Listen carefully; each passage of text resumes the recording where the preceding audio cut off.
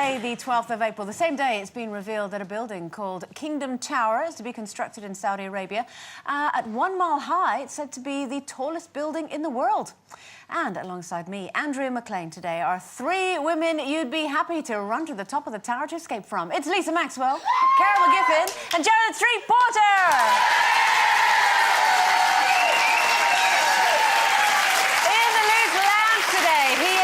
Britain's most popular actors, telling us about his latest ITV1 drama, The Reckoning. It's Max Beasley, and she's the inspirational woman who's shown nothing but extraordinary courage and bravery after a vicious acid attack left her permanently disfigured.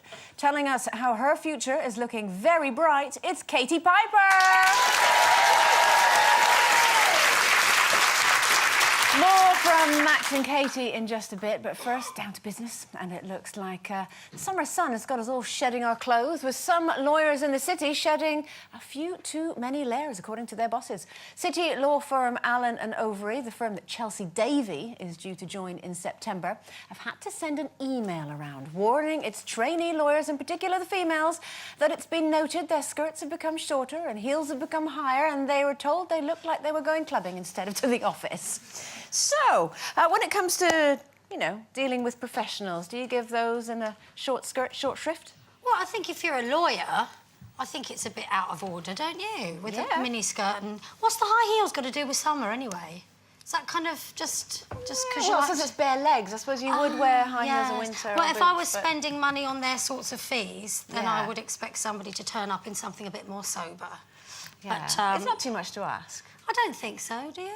What do you reckon? No, not in that sort of profession. I think if, you know, if you're an assistant in, you know, a young person's boutique, you know, like Topshop or something, then it's fine, you know, because that's what you wear when you're young and you're working in a fashion environment. Even in the media, I suppose it's, you know, it's a bit more relaxed, but lawyers, no. How could you take a lawyer seriously if you're sitting there in a flowery baby doll dress with high heel platforms? No, I think it's wrong. Or even an accountant's office or something. In an office, I think it's just put the aircon on. But it's something to do with the British. The minute the sun comes out, we just get all our kit off, and then the temperature only has to go above 50, and we kind of take everything off bar our underwear. You know what I think it's all about? A lot of these young girls won't even have had school uniforms, and I know the government now is talking about making school uniforms compulsory again. If you've been through the discipline of wearing a uniform to school, perhaps you can get your head around the discipline of dressing appropriately at work. I mean, I kind of agree. If you're paying a load of money out for a solicitor, you don't want to see all their bits out, do you?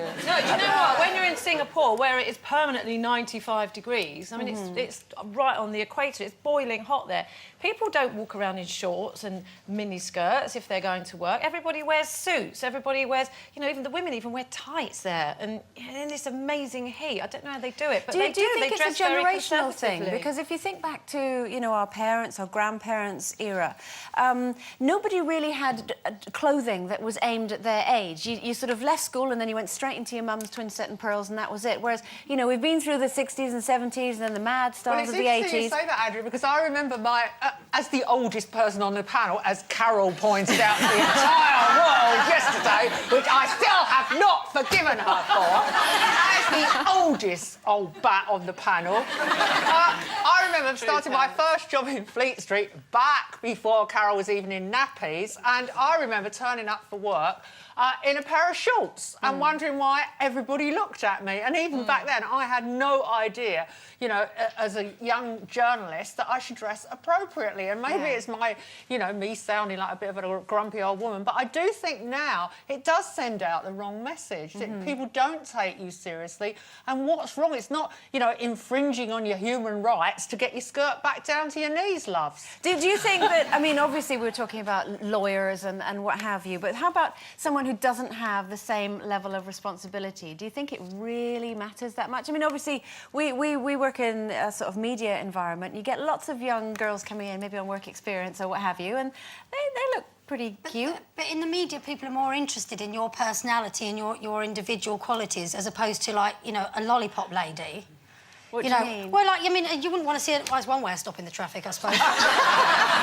but you wouldn't. You'd like to see them in the uniform with the, the white coat, and it's all part of it. Anyone with authority, I think, needs to be kind of. And also, there are some professions that kind of demand that look. What look? Well, like if you're a hooker, it wouldn't go down very well if you were wearing a pinstripe suit. I don't think you wouldn't get much business, would you? Carol, if you're a hooker in a lollipop lady's outfit, well, you might get on Oh dear, so what do you think about workers wearing short skirts in the office now that the sun is out? Would you take them less seriously? Let us know what you think about that and anything else we're talking about today. Get in touch by going to our website, emailing us at loose.women@itv.com or visiting our Facebook and Twitter pages. Get your messages in by 1:15 p.m. That's today, the 12th of April, and we could be reading them out a little bit later on. It's break time now, but still to come. Do you forgive others easily, or is it best to let them sweat it out for a bit? Find out what we think in 3.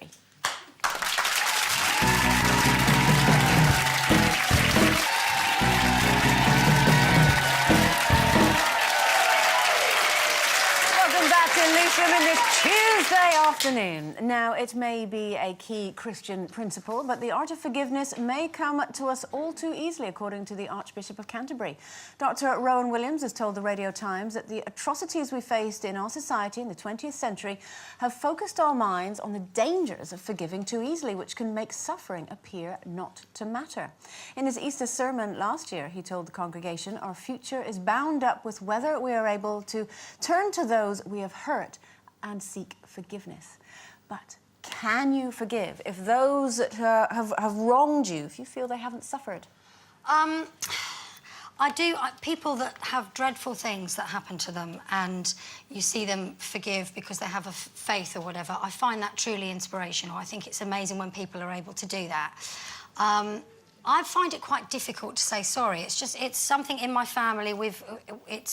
It's like a pride thing, and I know the importance of it, but I do over little things. Do you know what I mean? And I have harboured a grudge, and it isn't about teaching someone a lesson, but it does actually have a negative effect on you in the long term. This was a grudge that sort of started about 11, 12 years ago, and I made a decision very carefully at the time that I was wronged, and I've looked at it, revisited it, and thought I was wronged by somebody, and my life would probably be a bit easier if I just let it go. But nonetheless, that person did something wrong to me, and there is a difference between wrong and right, and I decided that actually I was going to stick to my guns and I do not speak to this person. But have they asked for your forgiveness at all, and it's something you've withheld, or have they not even asked for it? Yeah, they have apologised, actually, but it all came too easily. So I suppose in some way I don't want to make them suffer, but equally I cannot forgive. I can't find it in myself to forgive what actually happened. It's interesting you should say that, because Jamie Bulger's mother was on the television yesterday and she cannot forgive the killers of her son. She just can't. That's a much bigger thing. Obviously, that's something that woman is going to carry with her, till the day she dies. And I understand where she's coming from, but I also think that her life would be better if she could move on. And, it's not to diminish what happened to her son. I just feel that, there must come a point in your life, like you've just said, Lisa, where you find it hard to forgive. But look at it another way. If you carry around within you all the things that have annoyed you and all the people that have done you wrong, I kind of think of it like a big rucksack on my back of bricks of rage and envy and revenge, and it just weighs you down. Yeah, but you don't have to forgive, though. I don't think you have to forgive, but I think you can forget, and I think you can move on. And I see it as like, I know this sounds really trivial, but, like if you're on Twitter and you just block somebody, you just block them. You never hear from them again. You can't and if they do something... Yeah, you can do that. I airbrush out people. Exactly. I've airbrushed out friends. They've just crossed the line. But then, I'm not very forgiving at all. I don't forgive easily, but I also don't let it eat me. Why they're being blocked, or do you just do it? Do you say to them, look, I'm not going to speak to you anymore because you've done something that I feel is horribly wrong. You're obviously not sorry about it, so I'm not going to deal with you anymore. No, because normally people just don't want to... if I have to tell someone what they've done and why they've upset me, and they don't already know, then, you know, I think that's wrong. You know, and if you don't know why you've upset me, and you don't know what you've done, I'm not going to tell you. Surely it's I'd better rather to give just someone not... the opportunity to... No. In certain instances, don't have the Andrea, foresight no. to know that maybe their behaviour is unacceptable or they've done something. No, but surely if they it's better can't to see give, it, no. Surely it's better to give them the opportunity to take a step back and look at it. And then if they decide, well, I don't think I've done anything wrong, you've at least addressed it. Yeah, if but it's there is the problem that in society now, politicians say sorry every day of the week. They say sorry for things that happened before they were alive. We said sorry for slavery. So the whole business, I see why the Archbishop is coming from, but unfortunately, the whole business of apologising in modern society has been totally devalued. What you need to do is move, like I did, and not tell the people you don't like. No, my parents... Now they know who they are. No, Lisa, my parents did that to me, don't you remember? Your own parents? Yeah, they moved. Don't you remember? I was away on holiday and I rang home and somebody else answered. I'll tell you what else can get you through the night. Yeah. You know, if something... Because I don't let things eat away at me and I don't dwell on them, I don't really bear grudges, but I do have this sort of insane belief that whatever... People always get what they deserve. And if they do something bad to me, I just leave it and I think one day they'll get their comeuppance. Yeah. And usually they do. And that is a greater pleasure. And it doesn't have to come from you. Never. It will come You can around. get a hitman. No, what goes around comes around, and we wouldn't recommend that, Lisa Maxwell. No. OK, it's